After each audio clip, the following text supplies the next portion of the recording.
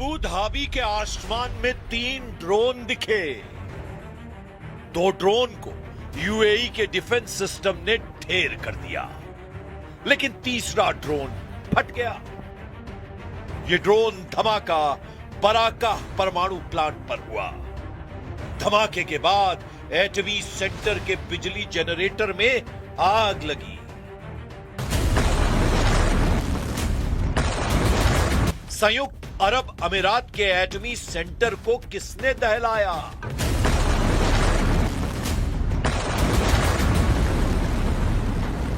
क्या ये ईरान है या फिर कोई और?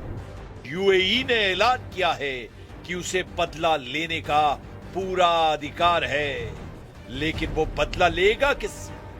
क्योंकि हमला किसने किया है इसकी कोई जानकारी अब तक नहीं दी गई है, मगर शक सिर्फ ईरान पर है, क्योंकि ईरान ने अमेरिका इजराइल के बाद सबसे ज्यादा यूएई को पीटा है।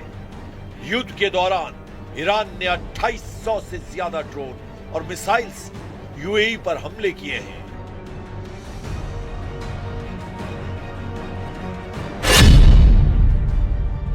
ऐसे में सवाल है कि क्या अमेरिका से पहले ईरान ने शुरू कर दिया सेकेंड राउंड युद्ध?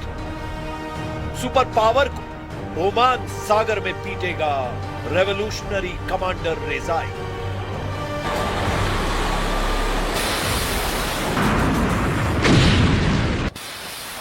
हॉर्मुज़ में ट्रंप बैकफुट पर है। ईरान में ट्रंप का कोई दांव नहीं चल रहा। यूरेनियम पर ट्रंप की ईरान नहीं सुन रहा है।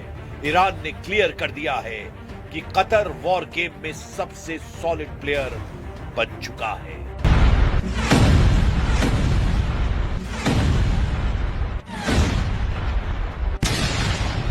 लेकिन होगा वही जो सुप्रीम लीडर मुस्तबा चाहते हैं। ईरान ने अपनी प्लानिंग तेज कर दी है। ईरान कई मोर्चे पर हमले शुरू कर चुका है।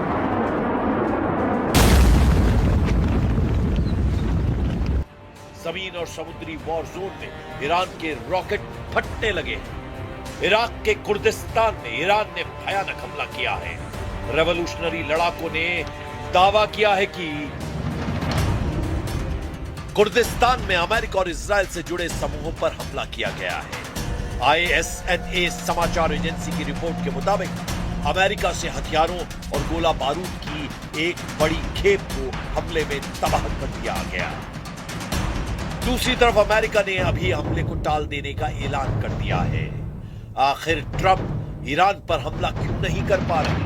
सिर्फ खाड़ी देशों के कहने पर उन्हें अपना प्लान बदलना पड़ा है।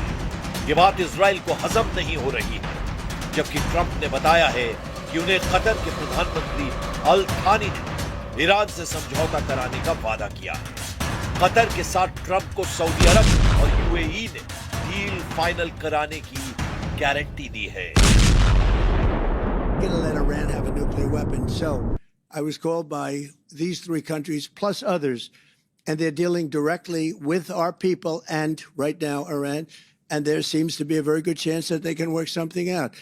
If we can do that without bombing the hell out of them, I'd be very happy. जिन देशों के वादे पर ट्रंप ने हमला रोका है, उन्होंने ट्रंप से हमले के बाद होने वाले नुकसान का जो अनुमान लगाया है, उसने अमेरिका के होश उड़ा दिए हैं। कतर ने ट्रंप को समझाया है कि अगर दोबारा युद्ध भड़का तो ईरान खाड़ी के दुश्मन देशों के तेल और गैस ठिकानों को बर्बाद कर देगा। एक्सियोस के मुताबिक ट्रंप ने जब सऊदी अरब और यूएई के लीडर से फोन पर बात की तो उन्होंने भी गैस और तेल ठिकाने के बर्बाद होने की दुहाई दी। ट्रंप को खाड़ी देशों ने इससे भी खतरनाक हमले से आगाह किया। वो अमेरिका सैन्य अड्डों से जुड़ा है, जिसमें कहा गया है कि ईरान इस बार सभी यूएस बेस को टारगेट पर ले चुका है।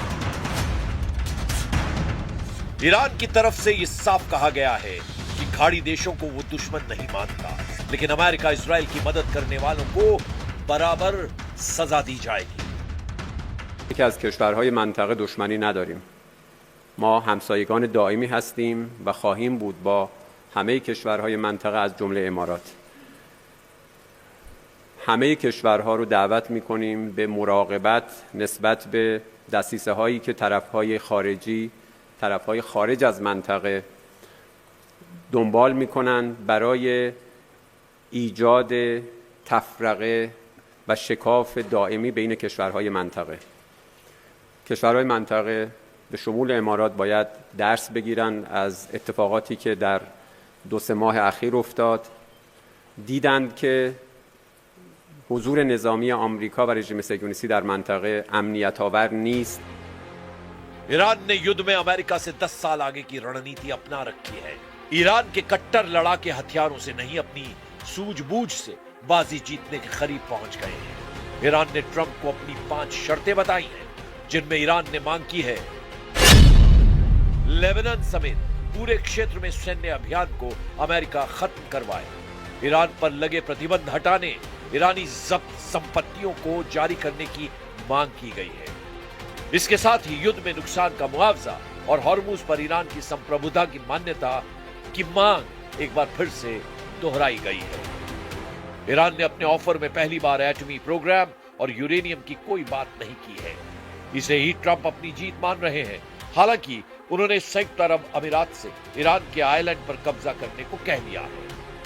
द टेलीग्राफ की रिपोर्ट के मुताबिक ट्रंप ने यूएई को ईरान युद्ध में सीधे तौर पर शामिल होने के लिए उकसाया है।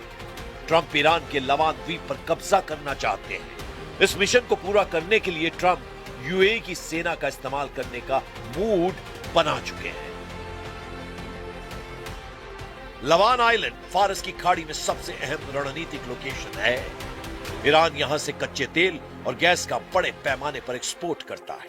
ट्रंप ईरान की एटीएम मशीन कहे जाने वाले आइलैंड पर कब्जा कर रेवोल्यूशनरी लड़ाकों को झटका देने की चाल चल रहे हैं, जबकि मुस्तबा फोर्स ओमान सागर में अमेरिका के खिलाफ जबरदस्त हमलों की तैयारी कर चुकी है। ओमान सागर और अरब सागर के बीच अमेरिकी नौसेना के कम से कम 20 युद्धपोत, जिनमें डिस्ट्रॉयर, स्पोर्ट शिप और मरीन असॉल्ट शिप शामिल हैं, वो ऑपरेट कर रहे हैं। आईआरजीसी के पूर्व कमांडर मोहसिन रिजाई ने अमेरिका को जल्द से जल्द ईरानी बंदरगाहों से नाकेबंदी हटाने की धमकी दी है। कमांडर रिजाई ने कहा है कि ट्रंप ने ब्लॉकेड नहीं हटाया तो ओमान सागर अमेरिकी नेवी की कब्रगाह बन सकता है। मतलब यह है कि हॉर्मुज फ्रंट साइलेंट है तो ओमान फ्रंट एक्टिव है, ईरान फ्रंट साइलेंट है तो इराक फ्रंट एक्टिव है, सीरिया फ्रंट साइलेंट हुआ है तो लेबनान और गजा फ्रंट एक्टिव हो गए हैं।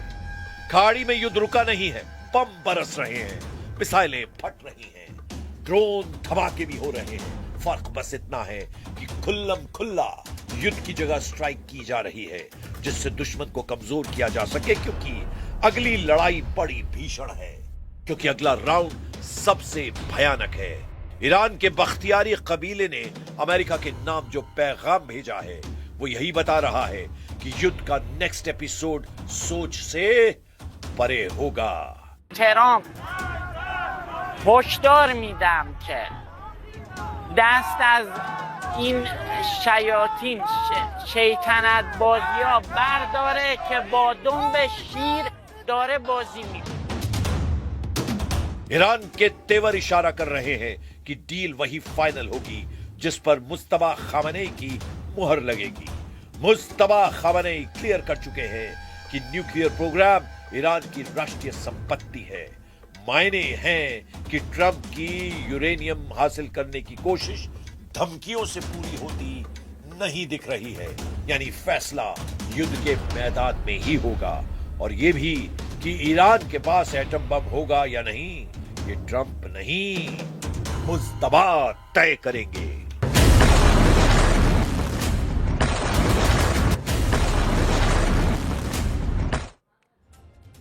इजरायल ने हमास की लड़ाका यूनिट अल कसाम ब्रिगेड के चीफ को मार गिराने का बहुत बड़ा दावा किया है। नेतन्याहू के मुताबिक आईडीएफ की स्ट्राइक में हमास के सैन्य चीफ उसे मार गिराया गया है। उधर हमास ने अल कसाम ब्रिगेड की कमान मोहम्मद ओदेह को दे दी है। कई रिपोर्ट्स में यह भी दावा किया जा रहा है कि हमास इजरायल पर 7 अक्टूबर जैसे हमले को अंजाम दे सकता है।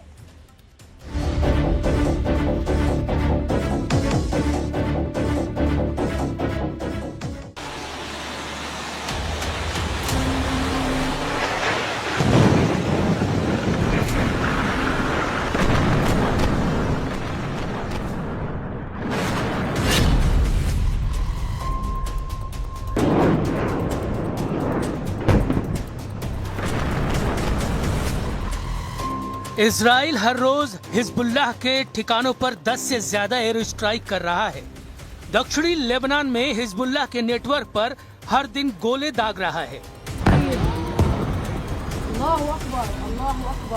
जिस पल हिजबुल्लाह के खिलाफ आईडीएफ का ऑपरेशन रुकता है, इजराइल की सेना हमास के ठिकानों पर गोले दाग देती है। आईडीएफ के हमलों के बीच दावा किया जा रहा है कि हमास फिर से संगठित हो रहा है और इजराइल के खिलाफ दूसरे दौर की जंग शुरू कर सकता है।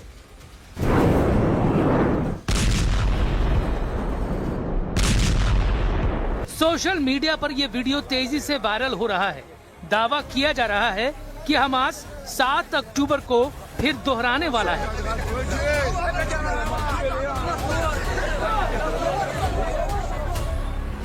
एक और वायरल वीडियो में दावा किया गया कि हमास इजरायलियों पर वैसे ही हमला करेगा और उन्हें बंधक बनाएगा जिस तरह हमास ने 7 अक्टूबर 2023 को अचानक हमला किया।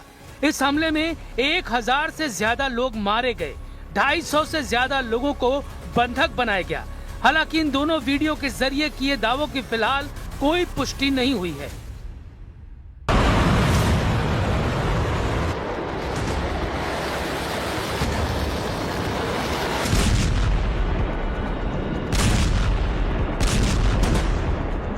लेकिन 2 दिन पहले इजराइल के एक दावे ने हमास से उठती जंग की चिंगारी पर फुल स्टॉप लगा दिया। इजराइल ने दावा किया कि उसने एयर स्ट्राइक में हमास लड़ाका यूनिट के चीफ इज़ अल-दीन अल-हद्दाद को मार गिराया है। इस स्ट्राइक के बाद गाजा से तबाही की तस्वीरें भी आईं। साथ ही इज़ अल-दीन अल-हद्दाद की मौत का मातम भी दिखा। द घोस्ट के नाम से मशहूर इज़ अल-दीन अल-हद्दाद को मई 2025 में मोहम्मद सिनवार की मौत के बाद हमास लड़ाका यूनिट अल कसम ब्रिगेड का चीफ बनाया गया था। अब रिपोर्ट सामने आ रही है कि हमास के अल कसम ब्रिगेड की कमान मोहम्मद उदैह को सौंपी गई है। उदैह पहले हमास की मिलिट्री इंटेलिजेंस का प्रमुख था। दावा किया जाता है कि 7 अक्टूबर 2023 के इजराइल पर हुए हमले की पूरी साजिश इसी ने रची थी। इजरायली बॉर्डर की कमजोरियों को पहचानने और हमले को अंजाम तक पहुंचाने की पूरी प्लानिंग में उसकी अहम भूमिका बताई जाती है।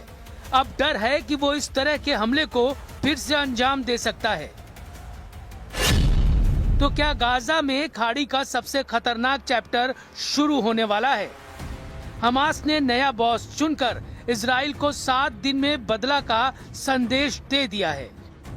क्या लेबनान में हिजबुल्लाह और गाजा में हमास 2 मोर्चों पर इजराइल को घेरने की तैयारी है, ताकि इजराइल इन दोनों मोर्चों पर फंसा रहे और ईरान खुलकर अमेरिका और इजराइल पर नए हमले का प्लॉट तैयार कर सके? השבוע אנחנו חיסלנו את רב המרצחים עז א-דין אל-חדאד. הוא היה בעצם מספר 1 בזרוע הצבאית של החמאס, וזה הזרוע של החמאס, זה החמאס. בעזה הוא חוסל. המחבל הנתעב הזה היה אחראי לרציחתם, לפציעתם, לחטיפתם של אלפי אזרחים ישראלים וגם חיילי צה"ל. הוא